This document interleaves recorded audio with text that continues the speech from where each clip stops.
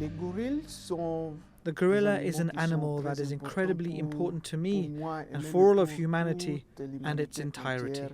Well, wildlife conservation has always been a challenging task, but for rangers in Virunga National Park, it can be deadly. Virunga is Africa's oldest wildlife sanctuary, and it's home to just over 1,000 critically endangered mountain gorillas. It lies in a troubled region of the Democratic Republic of Congo, where rangers face threats from militias and poachers. Last month, 6 park workers were killed in an ambush. A spokesman for the sanctuary blamed rebels for the attack. It's believed to be the worst incident in the park's history, where more than 170 rangers have died over the past 2 decades. So how can Virunga be protected when security continues to deteriorate? And what drives the staff to keep working in such dangerous conditions? Well, whom better to ask than Emmanuel de Merode? He is Virunga National Park's director and chief warden and has himself survived an attack by gunmen. Emmanuel, thank you so much for joining us. I mean, the job to protect one of the most biologically diverse areas in the world really has become increasingly dangerous, to say the least. Help us understand what you are really up against and how much you and your rangers are at risk. Very briefly, some of the context. Virunga National Park is one of the richest national parks in the world in terms of its wildlife, but it's also situated in one of the most difficult areas of the world in terms of political conflict. And so Virunga has suffered a series of civil wars over the last 20 years, which collectively are believed to have caused the death of over 6 million people in eastern Congo. The park hasn't been spared, and in fact 175 of our staff have been killed during that very difficult period.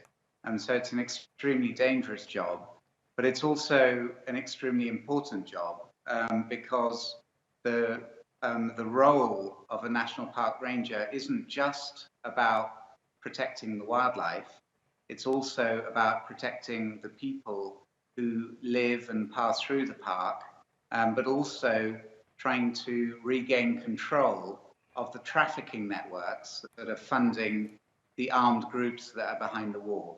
So all of that together makes it, as you rightly say, a very, very dangerous job for Virunga's rangers. So what have you witnessed as far as the risks are concerned? I mean, we just saw 6 of your staff lose their lives in an ambush.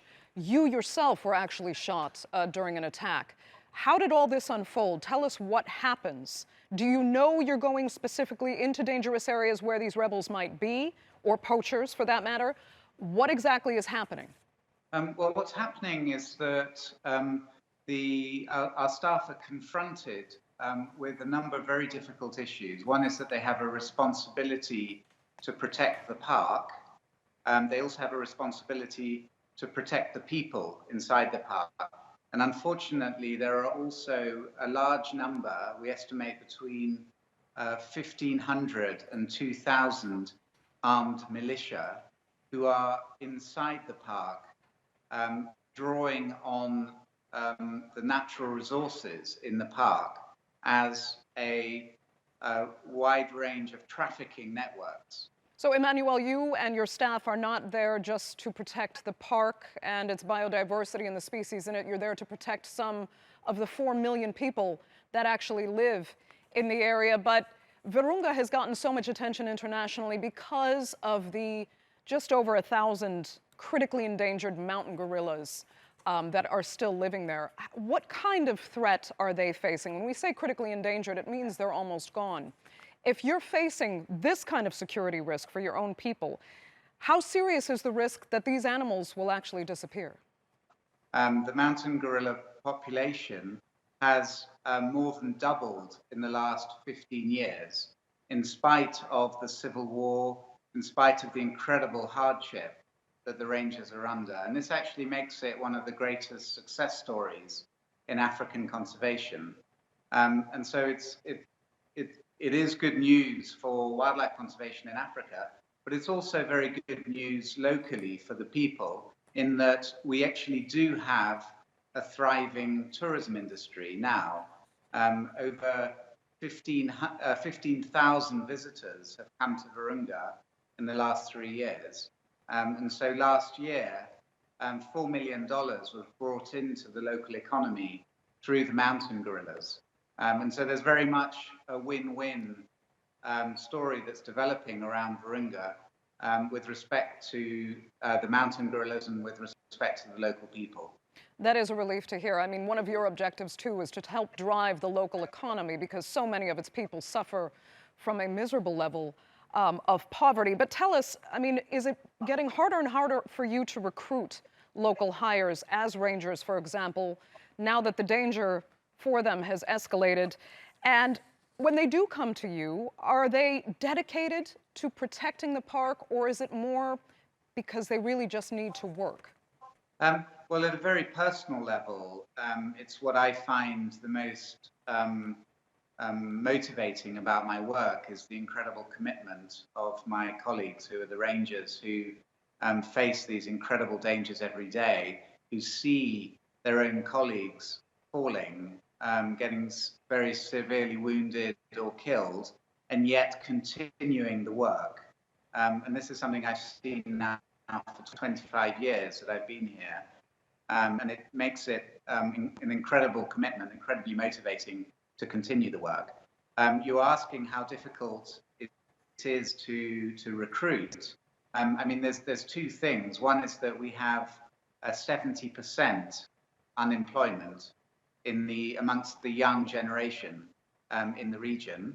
And the other is that there's an incredible tradition of wildlife conservation. So there's a lot of prestige and a lot of pride tied to the profession of being a wildlife ranger.